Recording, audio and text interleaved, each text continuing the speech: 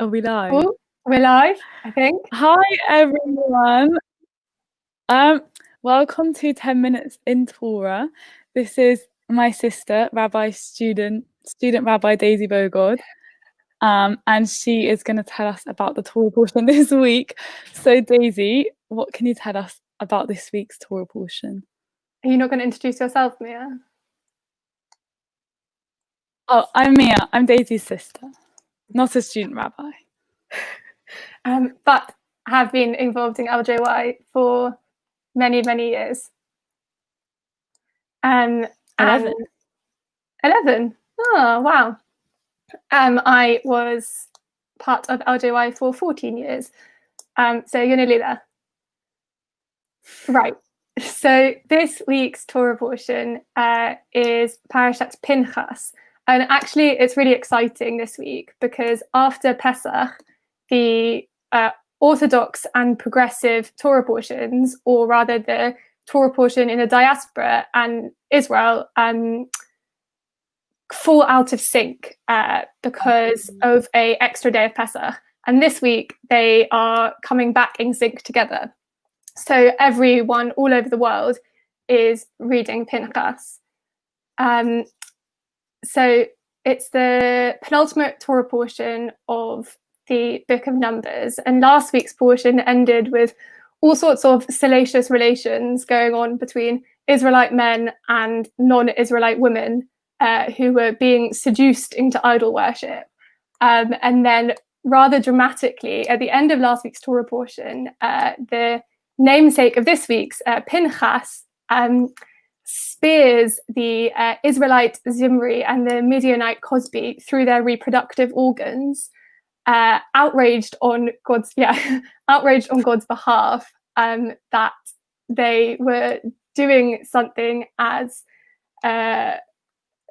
illicit as having sex with non-Israelite women. And our parasha begins with God praising Pinchas and saying that his act of violence has effectively satisfied God. So now God doesn't feel the need to keep wiping out the idolatrous Israelites. And there's a whole lot to unpack there about violence and sex and relationships with Jews and non-Jews. But actually there's another less violent but equally radical story that takes place in the parasha, which you should know because it was Izzy, our older sister's bat mitzvah portion, 14 years ago this week. So during the census in Numbers 26, in the next paragraph, we learned that the now deceased Zelophehad had no sons, only 5 daughters. And what's really extraordinary is that the Torah portion names all 5 daughters: Mala, Noah, Hogla, Milcah, and Tirzah. And I don't think there's any other instance in Tanakh, in the Bible, when 5 daughters are named alongside each other, or 5 women even are named alongside each other. So God instructs Moses to divide up the land proportionate to each of the clans of the Israelites. But as the census only counts men over the age of 20, the daughters are left without an inheritance. And so the 5 daughters go before Moses and Eleazar the priest and all of the heads of the Israelite tribes to demand their legacy. And not only are they successful for themselves, but they also set a new precedent in Torah law that says that brotherless daughters can inherit parental property. Amazing. And are we done summarizing? That can be enough summarizing. Beautiful. I love that. I've heard this one before and it's a very good portion we've been given. So what can we as LJY take from it this week? So I think because there are the 2 main stories of it, like 2 really big stories, there are 2 lessons.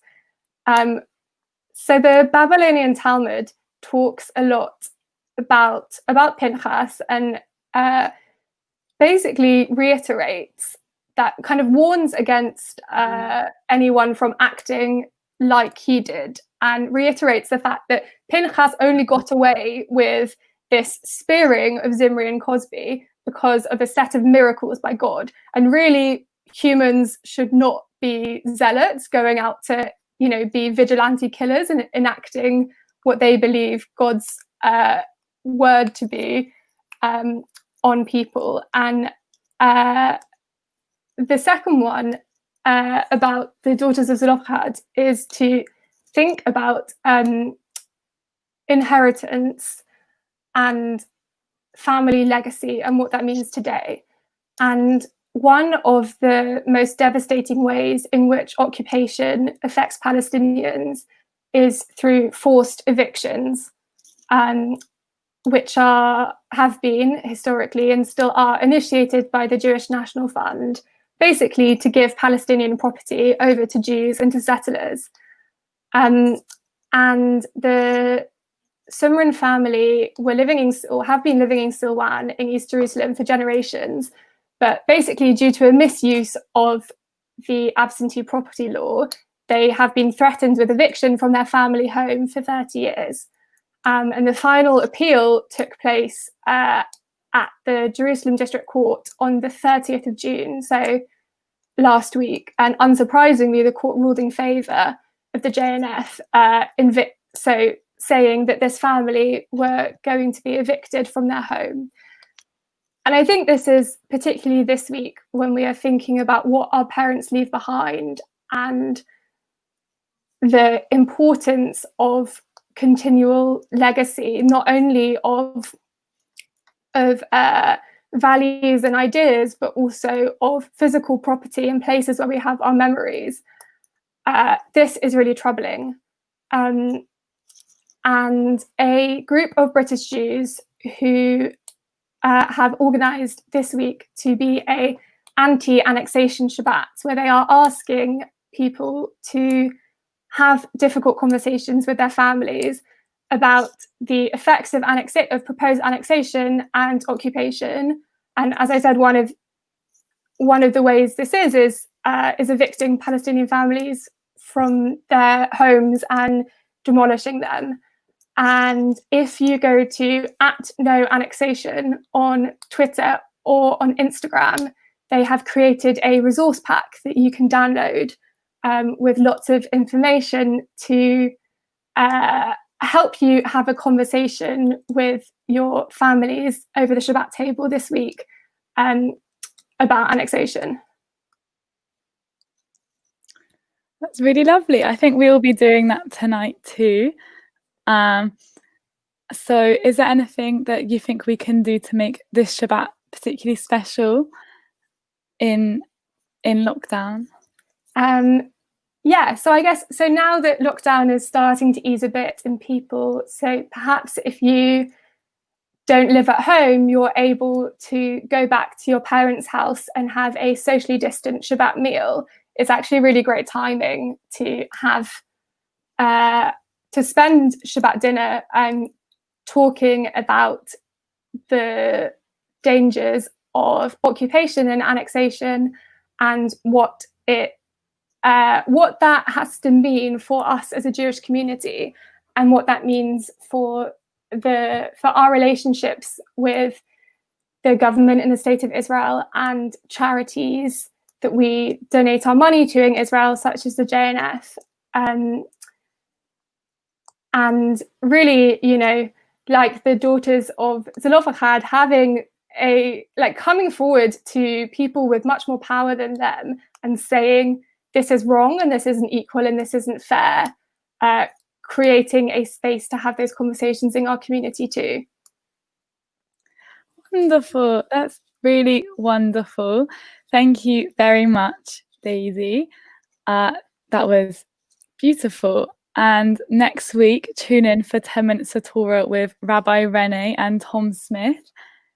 And yeah, I hope you enjoyed this week. Shabbat Shalom, everyone. Have a lovely Shalom. Yeah.